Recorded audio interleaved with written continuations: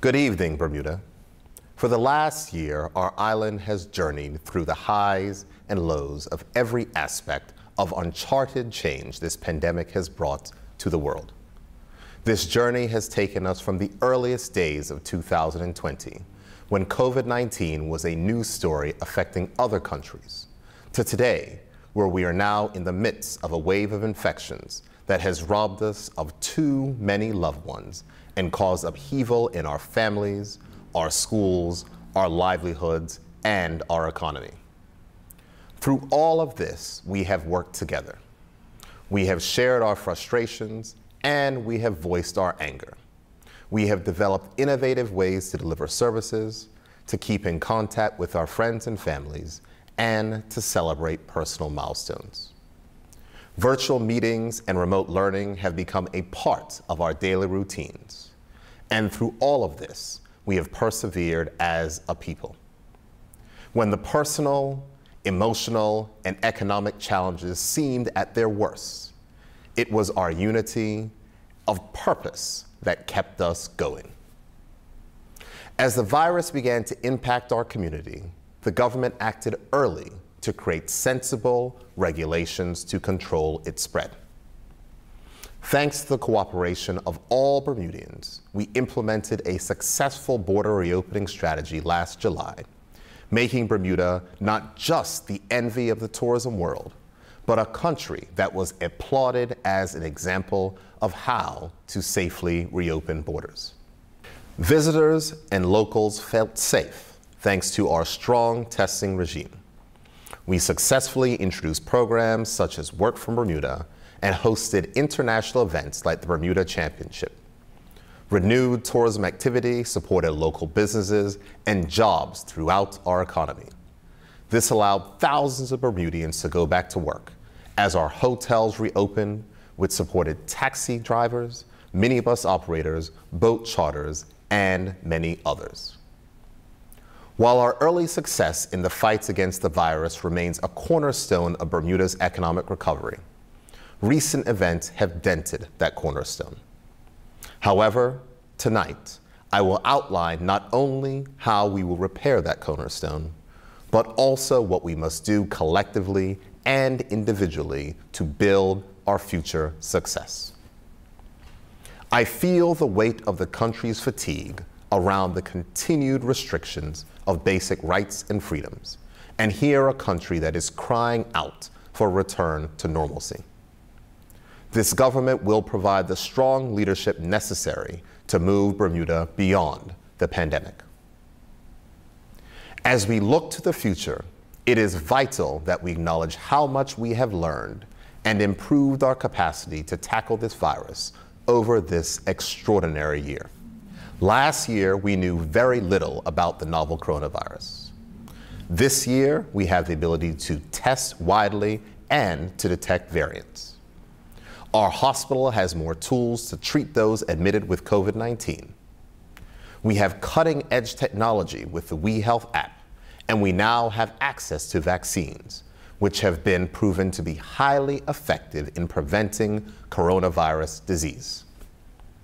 However, all of these tools were not enough to stop the current outbreak of a new variant, which required the government to re-implement restrictions not seen since last April.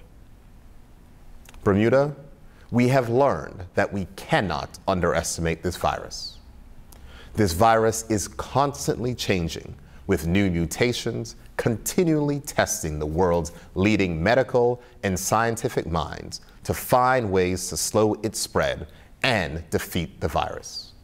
What does this mean for us? It means that the tools and strategies that last year allowed us to enjoy a degree of normality will not be as effective this year. This current period of restrictions is evidence that we must adjust our strategy in order to end the merry-go-round of restrictions and ensure that Bermuda is once again an example to the world. In order to move beyond the pandemic, we must act decisively to reduce the possibility that another dangerous variant is introduced into our community. The government will implement stricter border control measures designed to minimize the likelihood that any individual arriving in this country can, through their actions, unwind our collective progress and our collective sacrifice. I recognize that different treatment at the border for those who are immunized and non-immunized may cause alarm. But strong leadership requires making difficult decisions. This is also not a new method of protecting public health, as prior to this pandemic, many other jurisdictions prevented entry to travelers without the required immunization as a way to reduce transmission of communicable diseases. Bermuda has not gone so far as to require immunizations. However, non-immunized travelers will be subject to a different regime upon arrival. To that end, tonight I'm announcing the following changes to our policy at our borders. With immediate effect, no flight originating in Brazil, India, or South Africa will be landed in Bermuda. Any arriving passenger who has traveled to those countries within the previous 14 days will be mandatorily quarantined for 14 days subject to electronic monitoring to ensure compliance. We know that coronavirus variants will continue to originate from other countries, and we must also take proactive steps to protect our community from those to come. Therefore, as of Sunday, May 2nd, all non-immunized travelers entering Bermuda will be required to quarantine for 4 days, pending a negative day 4 test. This is in line with the current policy for travelers arriving from the United Kingdom. These measures, however, will not be enough, and further steps are needed to ensure that we keep new dangerous variants out of Bermuda. Therefore, effective June 6, the following changes will come into effect. The time period for a pretest required for visitors to obtain a travel authorization will move from 5 days to 3 days, in line with the global standard. All non-immunized travelers entering Bermuda will be subject to supervised quarantine for 14 days in a designated facility at their own expense. All immunized travelers entering Bermuda with a negative pretest will not be required to quarantine after their negative arrival tests, but they will still be required to test on day 4, 8, and 14. Immunized residents entering Bermuda without a negative pretest will be required to quarantine until their day 4 negative test result. There will be appropriate exceptions from supervised quarantine for minors and the medically vulnerable. All other persons will be required to enter supervised quarantine so that we can protect our island from the introduction of new variants. This change in policy is significant, but the government has determined that it is the best way to prevent us from repeating the experience of these past few months. This is how the government will minimize the future risk of having to make the painful decision to tell Bermudians you cannot go to work, or you cannot go to school, or you cannot open your business, or you cannot visit your loved ones in the hospital or attend their funeral. Despite the pronounced debate around vaccines, I am proud of the vaccination effort here in Bermuda, which ranks among the top 10 in the world.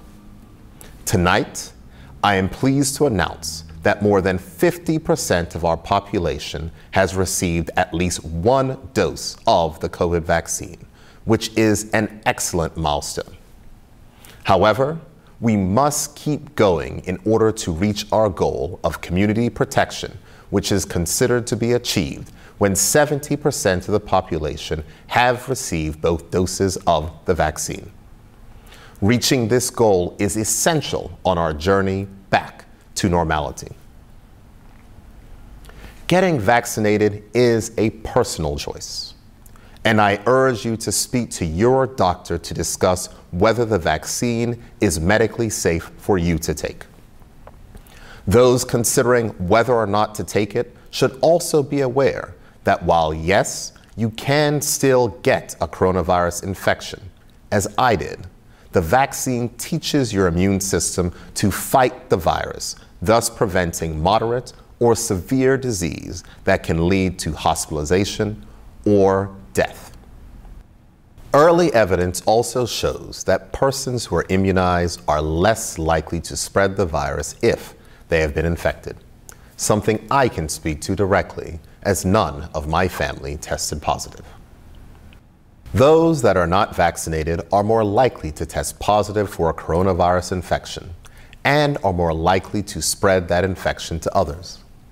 Therefore, our changes at the border will ensure that we minimize that risk as much as possible. Why have I said community protection instead of herd immunity?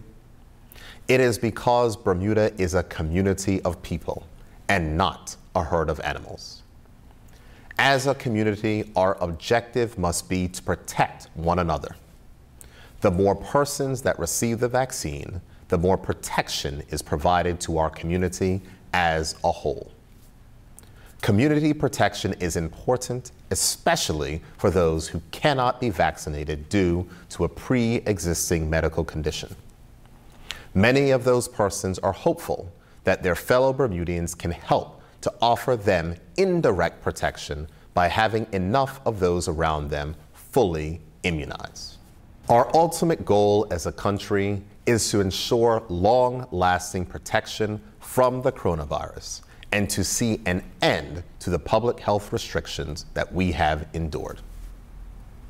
Until we achieve community protection, or until we eliminate local transmission, we will need to remain under some form of restrictions to protect the health of our island and protect our essential services.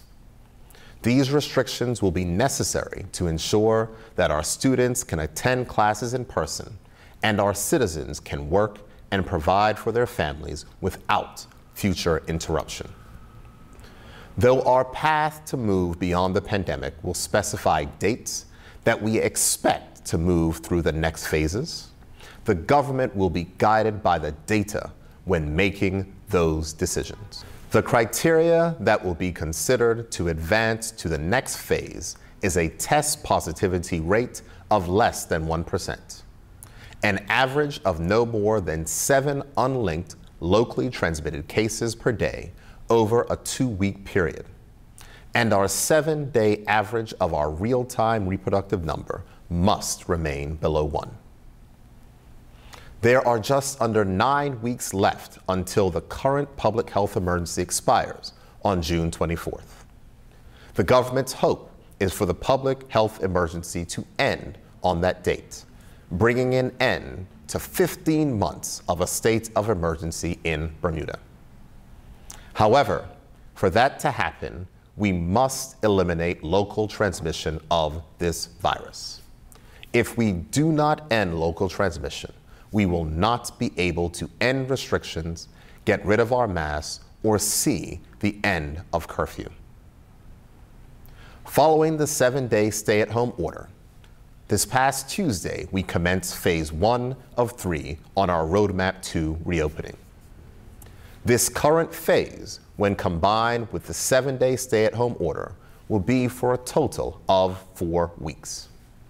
If the data allows, it is envisioned phase 2 can commence on Sunday, May 9th, Mother's Day. Phase 2 will see the end of restrictions on household mixing, as well as reopening of schools, leisure facilities, churches, gyms, outdoor dining, and limited personal care services. Due to our desire to eliminate local transmission, there will be continued restrictions on activities, gathering sizes, and a curfew will remain in place during this time. The government will continue to provide financial support to businesses and individuals who are directly affected by the restrictions. Provided that we are successful in continuing to reduce local transmission and all of the data metrics allow, after 4 weeks in phase 2, we would be able to progress to phase 3 on June 6. This will permit the reopening of all other businesses which were not opened in the previous phase. A determination on the need to continue the curfew and other restrictions such as gathering sizes will be based on the data at that time. June 6 will also be the date that the 14-day supervised quarantine for all non-immunized travelers comes into place. If all goes well following the commencement of phase 3, and if we are successful in eliminating local case transmission through compliance with restrictions and increased vaccinations, the public health emergency will be allowed to expire on June 24th. But the end of the public health emergency in Bermuda is up to all of us as a community. Bermuda, this battle is not the government versus the people. It is not neighbor against neighbor, blogger against blogger, or cousin against cousin. The nature of our discourse in recent months has turned some of us against each other. I fully accept that the government can do better in this regard, but I will also ask for all of us as citizens to also do better and commit to the unity required for us all to move past the pandemic. We are in a war against this virus, and though we may disagree on some measures enacted to fight this war, one thing we can all agree on is that we wish to win this war and see an end to restrictions. To achieve that community aim, we all have an individual role to play. Here is how you can do your part. Get tested. Testing is easily accessible to anyone who wants it or needs it. There is no wait for testing in Bermuda. If you are able to go to work, we recommend that you get tested to protect your family and to protect your coworkers. Testing is no longer uncomfortable or intrusive. Saliva testing is available 5 days a week and is a quick and painless alternative to help us end restrictions. Employers, ensure that your workplace is safe by encouraging staff to be tested. The contagious nature of the UK variant makes it likely that a single case could close your business down for 14 days due to quarantine. Everyone should download the WeHealth app. It is free and runs in the background of your phone and can anonymously alert you of a potential exposure. If entire workplaces are using WeHealth, it can prevent all persons from being quarantined if there is a single positive case. For those who haven't been vaccinated yet, speak to your doctor to discuss if it is right for you. If it is, register and get vaccinated. The more residents that are vaccinated, the better the protection for our community against ongoing local transmission. And finally, for those of you who do not support vaccinations, you also have an important role to play as well. Obey the public health guidelines to ensure that you are not contributing to the spread. Get tested on a regular basis and do what you can to boost your own immune system. We cannot end the restrictions unless we end local transmission. Vaccinations will help us do that, but it is just as important that those who choose not to get vaccinated do their part by following the guidelines. We must achieve long-term safety for Bermuda so that the dignity of work can be restored to our people. We must achieve long-lasting protection from the virus and its variants so that our healthcare system can turn its attention to much-needed reform. Most importantly, we must create a Bermuda where we do not have to discourage people from shaking hands, hugging one another, or visiting each other for food, fun, and fellowship. The isolation of this period has been unbearable for most of us, and I am personally committed to leading Bermuda to a place that makes physical distancing and mask wearing the exception and no longer the rule. To all of Bermuda, I thank you for your support, for your understanding, for your constructive criticism, and most of all, for your perseverance through all we have endured. To all the members of the political leadership of this country, whether cabinet, backbench, or opposition, thank you for playing your part in helping to guide our beloved island home through the last year.